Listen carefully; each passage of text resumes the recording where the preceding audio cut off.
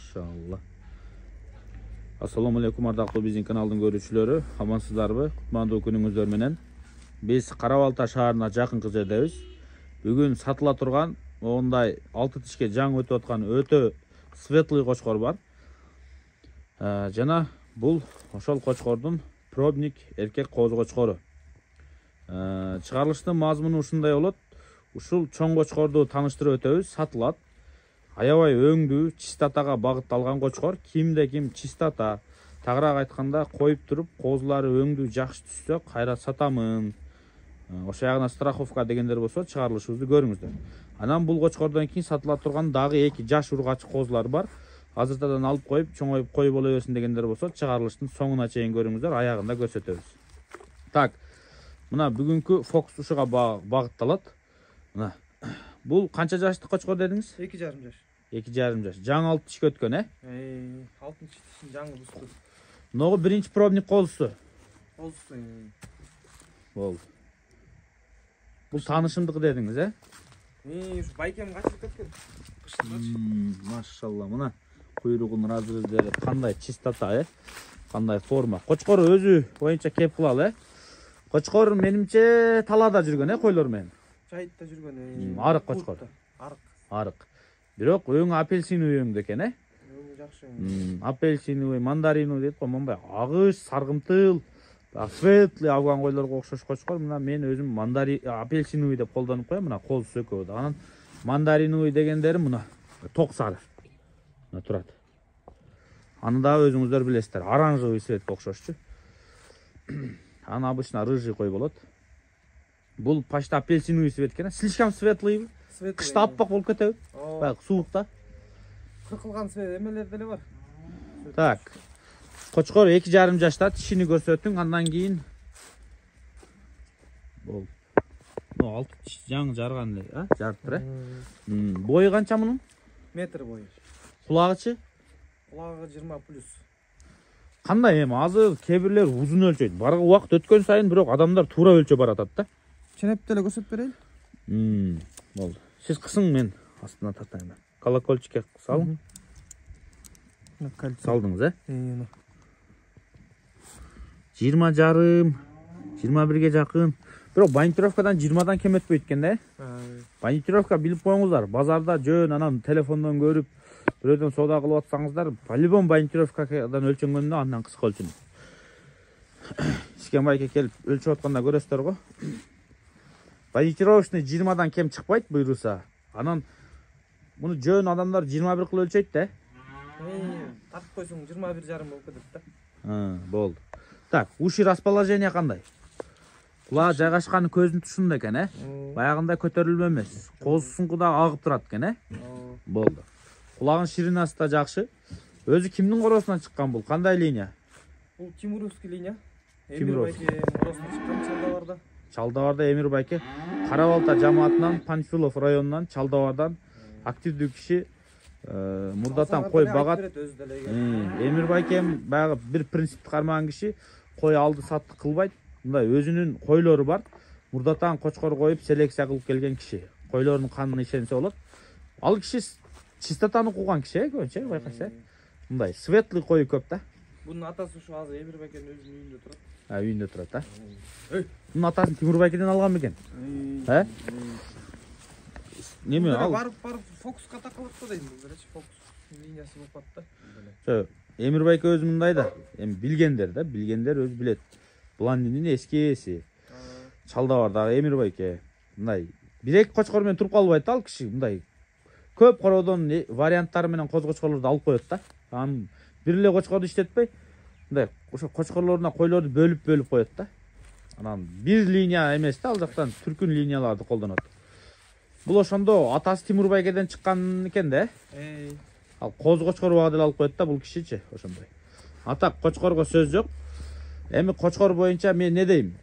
Азыр бир сыйра айтып коеюн, андан кийин баасын айтам. Кочкор мындай чистота керек болуп аткан, өңдү бурам деп аткан кишилер болсо, кочкорду көрүңүздөр. Атасы Тимур байкенин короосунан чыккан деди. Эмир байкеден да мунун тактасы болот, Тимуровский линия экен. Эмир байкенин короосунан чыкса, ал киши жөндөн жөн кочкорду койбойт, сөзсүз bir жакшы bir короодон алат, чалып турасаңыздар, и айтып да берет да, мунун атасын, атасы мындай болгон, муну кишиден алганмын деп, муну тактап коюш өтө жеңил. Шунун үчүн коркпой соода кыла бериңиздер. Бери тарта бериң. Неге алып кетип кеттиңиз мына? Кана, машалла. Дагы бери чыгара бериңиз. Кочкор ушундай байкелер. Кочкордун артыкчылыгы чистотасы, куйругун разрездери. Мен ушунусуна 5 кеттим. Талада жүргөн болсо дагы кочкор мындай действительно чистота өңдү оңдоймун дегендерге пуху дагы почти жок. Ушундай суулукта жүрсө дагы талада почти пух жок, жүнү таза. Кыскасы еще арык. Муну семиртип булчуйтуп койсо, анан кандай кочкор көрүнүшүнү өзүңүздөр байкап турасыздар. Куйругу да мага аябай жакты. Куйругу разрези менен болду, койуп жибериңиз. Компактный. Куйругун айланасы өтө агыш, аппак.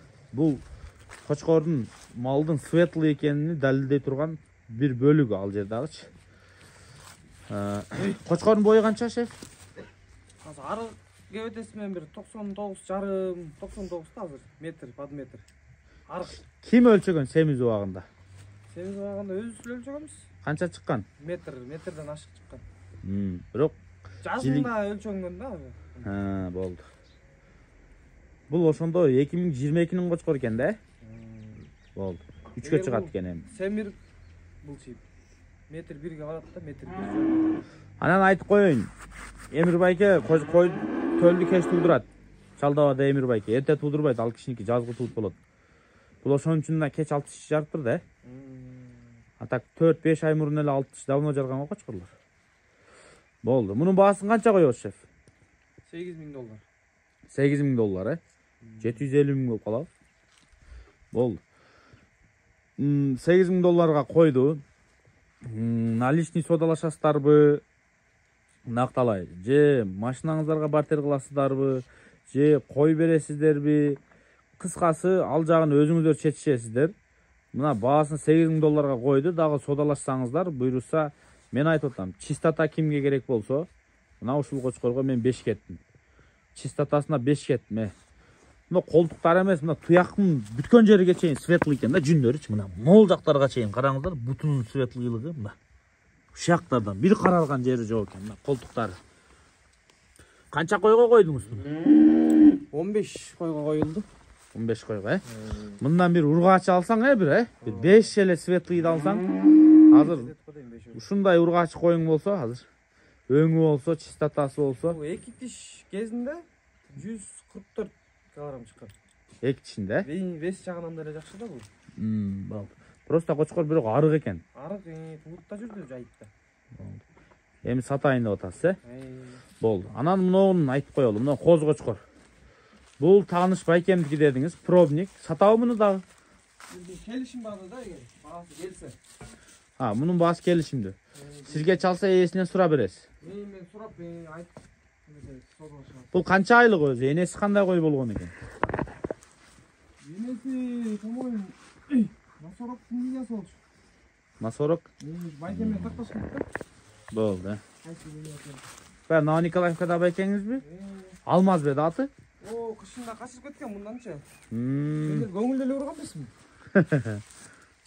Бул да мыкты коз экен, бирок жаш коз окшойт, жашынан байкалып турат. 6 ай болду жаңы. Алла эме ошо багат да. Өзүнүн баласын айлагат да. Болду. Эмне жегиси келсе. Бул отличие атасынан куйруктары бир аз чоңураак, курсактары чоңураак, буттары жоонураак болот, Арканын буттарын байкап атасыздар. Курсактары чоң, Так. Мына бул кара балтада турат. Кошумча суроолор болсо сурай бересиздер. Азыр 2 ургач козун көрсөтүп коебуз сиздерге. 2 ургач козу бар экен, сатыла турган арзан баада. Аны да алсаңыздар болот. Мынакей 2 ургач козу. Мынагу 80 линия экен. Могу афган коз экен, таза эле. Бул жака келип туулган экен. Бери айдап койчу. Мына. Азыр бөлдү. Эки кочкорду көрдүңүздөр жана, Светлый кочкор менен койлорду караганда да бир карап коюңуздар. Канча айлыктар булар? Бул 4,5 айлык, тиги 5 айлык. 4,5. Кыскасы быйылкылар экен да, жазгы тууттар экен анда, Кечки тууттар, Май. Май.